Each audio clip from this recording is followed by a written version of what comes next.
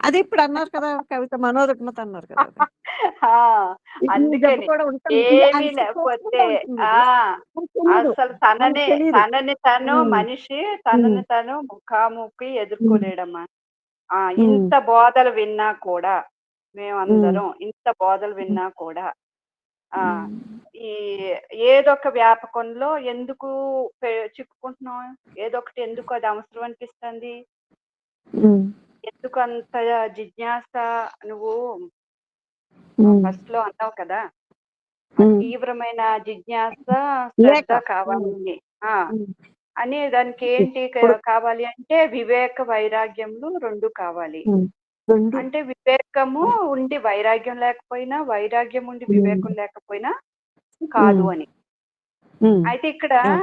ఏది హ్మ్. లోపించింది అంటే కృష్ణమూర్తి కూడా అడుగుతాడమ్మా. హ్మ్. మనని హ్మ్. అంటే ఆయన అడగడం అంటే మన క్వెషన్ వేసుకోవాలి. ఆయన అంటాడు. హ్మ్. హ్మ్. ఆహ్, అంటే నేను ఆహ్, అంటే సావధానంగా ఉండాలి. నన్ను నేను హ్మ్. తెలుసుకోవాలంటే ఏదో ఒకటి జరగాల. ఒక ప్రాబ్లమ్ నాకు కావాలా? ఒక సంఘర్షణ హ్మ్. నేను ఫేస్ చేయాలా? లేదా హ్మ్. ఏ హ్మ్. ఆహ్, హ్మ్. ఆహ్, లేదా నేను అంటే ఎరుకుతో ఉండాలి. నేనిది తెలుసుకోవాలి అంటే నాకు ఒక ఆదర్శం కావాలా? లేదా ఒక పుస్తకం కావాలా? లేదా ఎవరో హ్మ్. నాకు చెప్పాలా అలా ఉండమని? అదేమీ లేకుండా నేను హ్మ్. ఉండలేనా? అంటే హ్మ్. చూడు ఒక సంఘర్షణో, ఒక లేకపోతే ఒక పుస్తకమో అంటే నన్ను ఇన్‌స్పిరేషన్ చేసే ఒక పుస్తకమో, ఒక హ్మ్. గురువో, లేకపోతే ఒక ఆదర్శమో అవే అవి నన్ను ఈ వైపు తిప్పాలా? అలా ఏమీ హ్మ్. లేకుండా నేను ఉండలేనా?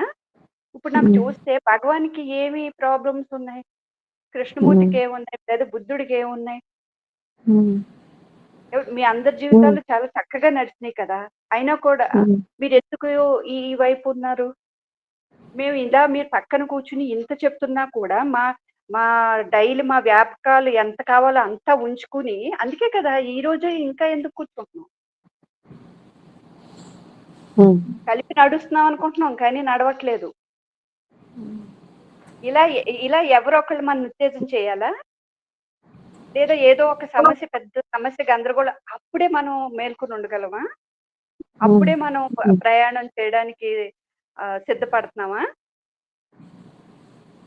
అసలా ఎందుకు ఇది ఎవరికి అది వాళ్ళకి అవసరం తెలియాలిది. అవుతాంది? హ్మ్. ఎందుకది ఎవరికి అవసరం వాళ్ళకి ఒక అవుతాంది? స్పష్టత నేను ఉన్నప్పుడు. ఇదే అనుకున్నా. హ్మ్. నేను అడిగినప్పుడు హ్మ్. హ్మ్. వీళ్ళందరిని చూస్తే వీళ్ళందరికి ఇలా హ్మ్. ఏం లేవు కదా! కానీ రోజు హ్మ్. ఆ పిడిగుద్దులు తింటా సంఘర్షణలతోటి ఇగో ఊరుకోదు. ఓ మాట పడనివ్వదో, హ్మ్. లేకపోతే కావాల్సిన పని జరగకపోయినా మన ఆసక్తులు ఏటికి ఆటంకం కలిగినా ఇబ్బందులు పడతా రోజు జీవితాల్లో అందరి జీవితాల్లో అనిశ్చితే ఉంటాంది. వెలితే హ్మ్. ఉంటాంది. హ్మ్. అయినా హ్మ్. అయినా కూడా, అయినా కూడా ఇంకా ఆ పూర్తిగా వెలుతు ఈ వైపు వైపు ఒకసారి పూర్తిగా చూస్తే ఈ కానీ వైపు తెలీదు కదా! తిరగట్లేదు. అయినా కూడా పూర్తిగా ఈ వైపు హ్మ్. తిరగట్లేదు. కానీ ఇవేమీ హ్మ్. లేకుండానే మీరందరూ ఎందుకు ఆ వైపున్నారు? హ్మ్. అంటే ఇక్కడ అంటే ఆ వైరాగ్యము అంటే ఇక్కడ ఇక్కడ ఉండే ఇదంతా కూడా ఒక వాస్తవం అనే భ్రమలో చిక్కుకుపోయి ఉన్నామా? హ్మ్. అదే బాధ్యత కదా! అనుకుంటున్నాం. కానీ ఆ హ్మ్. బాధ్యతలు ఇయన్నీ కూడా ఎలా ఉండినప్పుడు ఈ ఈ అవగాహనతో పూర్తిగా ఉన్నప్పుడే దీనిలో అని తెలుస్తుంది అని మాట వరుసకి చెప్పేస్తున్నాం. అందరూ నువ్వు చెప్పక్కర్లేదు. ఇప్పుడు నీకంటే బాగా బాధ్యత లేకుండా మాట్లాడేయగలం ఉండమని కూడా. కాదు. అవగాహనలో హ్మ్. ఒక బాధ్యత ఉంటుంది. అదే అవగాహనతో ఉన్న అంటున్నా. బాధ్యతే ఆ! బాధ్యత నిజంగా ఆ! చెప్పాలంటే. ఆ! అదే చర్య మీరందరూ చర్యగా మారిపోతుంది. ఏమీ శ్రద్ధ లేకుండానే చర్యగా మారుతుందిప్పుడు. ఆ! హ్మ్. హ్మ్. మీరందరూ ఏమీ లేకుండానే అలా హ్మ్. ఉండిపోయి ఆ గాఢాసక్తతతో, ఆ తీవ్రమైన శ్రద్ధతో, ఆ జ్వాలతో అలా ఉండేవారు కదా! అలా ఉన్నారు కదా! అంటే మీ హ్మ్. జీవితాలను చూసినా అది హ్మ్. తెలుస్తాను కదా! హ్మ్. మరి ఇంతలా ఉండి కూడా ఇది ఎందుకు పూర్తిగా తిరగట్లేదు? ఆయన అడుగుతున్నాడు. ఒక ప్రాబ్లమ్ కావాలా నువ్వు ఆ వైపు ఉండాలంటే నీకు? పైగా ఇంకోటి అసలు నువ్వు నేను సరిగ్గా చూస్తున్నానా లేదా? మనం చెప్పుకోం. మేము హ్మ్. ఇక్కడికి ఉండి కూడా ఈ బోధనలో అవగాహన చేసుకొని కూడా ఎలా మాట్లాడుకుంటాం అంటే, హ్మ్. నాకు అదివరకు చాలా కోపం వచ్చేసేది. ఇప్పుడంత కోపం రావట్లేదు. చూడు పోలిక నాతో నీకు అంటే నేను సరిగ్గానే ఉన్నాను. నేను సరిగ్గా ఉండటానికి మళ్ళీ ఒక ప్రాబ్లమ్ వచ్చినప్పుడు ఆ ప్రాబ్లమ్‌లోకి నేను బాగానే ఉంటే ఓకే. అయితే నేను అంతకు ముందులా లేను. అసలు సరైన అవగాహన ఉందా? అసలు బోధల పట్ల అసలు మీరేం చెప్తున్నారో ఆ బోధనలన్నా సరిగ్గా అవగాహన చేసుకునే తెలివి ఉందా? ఇక్కడ మనకి బోధన పట్ల సరైన అవగాహన ఉన్నప్పుడు కూడా ఆ! సరిగ్గా జరుగుతుంది. ప్రతి ఒక్క చర్యలో దాన్ని కూడా. చర్యలోకొచ్చేస్తుంది. హ్మ్. ఇప్పుడు ఎవరో అదే ఉండాలా? అదే అంటున్నా. మనం ఉండాలా అనుకోక్కర్లేదు. ఉన్నారు, ఆల్రెడీ ఉన్నారు అలా. మన చుట్టూ ఉన్నారు. అదే నేను అంటున్నాను. నాకొక ఉన్నారు. గ్రహింపు ఉన్నప్పుడు ఆ మొత్తం అంతా నాకు హ్మ్. ఉపయోగపడుతుంది. ఆ భగవాన్ బోధ హ్మ్. ఉపయోగపడుతుంది. నేను అనుకోలేదు. మీకు అర్థమైందా? ఆ! ఆ! ఎప్పుడైతే ఈ వైరాగ్యము, జిజ్ఞాస మెయిన్. జిజ్ఞాసలో వైరాగ్యం ఉంది. అబ్బో! అసలు జిజ్ఞాస మెయిన్ జిజ్ఞాస. అందుకే జేకే బోధన కూడా ఆయన అంటాడు.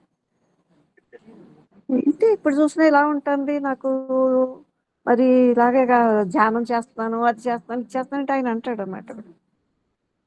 సరే అదంతా పక్క పెట్టు, నీ ధ్యానాలు ఇవన్నీ ఒక ఒక పక్క పెట్టు. నీ జీవితంలో ఏదొస్తే అది నీ జీవితాన్ని ఆ శక్తికి అర్పించగలవా అన్నాడు.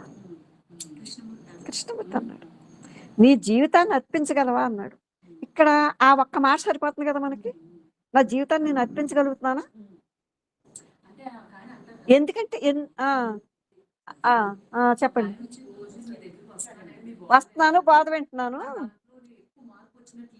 ఏమి మార్పు లేదు, కనిపించట్లేదు, ఏం చేయనంటే మరి నీ జీవితాన్ని అర్పించగలవా అన్నాడు. శరణాగతి, శరణాగతి, పూర్ణ శరణాగతి.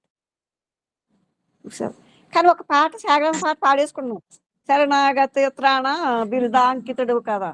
చూసారా? ఒక పాట పాడేసుకున్న పాటలో ఉన్న అర్థాన్ని గ్రహించట్లేదు. త్యాగరాజు ఎలా పాడాడండి? ఎలా పాడాడు ఆయన? తెర తీయగరాదా అని రాముడిని వంకెట్టి తను తాను వేసుకున్నాడు క్వశ్చన్ అది. తెర తీయగరాదా రామ అన్నాడు, కానీ రెండో పదం చూడండి, కాదను వారెవ్వరు. అసలు నేను తెర తీసుకుని ఇది తొలగించుకుని, ఈ మాయాతని తొలగించుకునే ఏమంటారు దాన్ని, ఆ తెలివి నాకున్నప్పుడు, ఆ జిజ్ఞాస నాకున్నప్పుడు నువ్వు కాదంటావా మాయి? నువ్వు నా కూతురువో కొడుకో ఎవరో అనుకో, అమ్మ తెర తీయకు, తెర తీస్తే ఇప్పుడు మాకు దక్కవ నువ్వు, ఏ కొన పట్టుకుని వెళ్ళిపోతా ఉంటావా? ఒకవేళ అనేసి నువ్వు అన్నావు అనుకో, నేను ఆగిపోయాను అనుకో, అంటే ఏంటి ఇక్కడ? ఏంటి అక్కడ? నాకే ఉంది, నువ్వు అన్నమాట కాదు, నాకే ఇంకెక్కడ ఇలా కూర్చోవాలి ఉంది. నాకే అయ్యో మా పిల్లలు ఏమైపోతారు, అంతే కదా. గుడ్ని విడిచిపెట్టి తల్లి వెళ్ళిపోతుందండి, దేహం వదిలేసి. మీకు అర్థమైందా? మరి ఎలా పెరుగుతారు వాళ్ళు? నేను అనుకుంటాను, నేను లేకపోతే వీళ్ళు ఎలాగా, వీళ్ళని ఎవరు చూస్తారు? అసలు ఇదంతా కూడా అహంకారంలోకి వస్తుంది, మమకారంలోకి వస్తుంది. ఇదంతా మమకారంలోకి వస్తుంది అనమాట. అసలు మనం అనుకుని వచ్చామంటే తల్లి పిల్లలు భార్యాభర్త అనుకుని వచ్చారు ఈ భూమి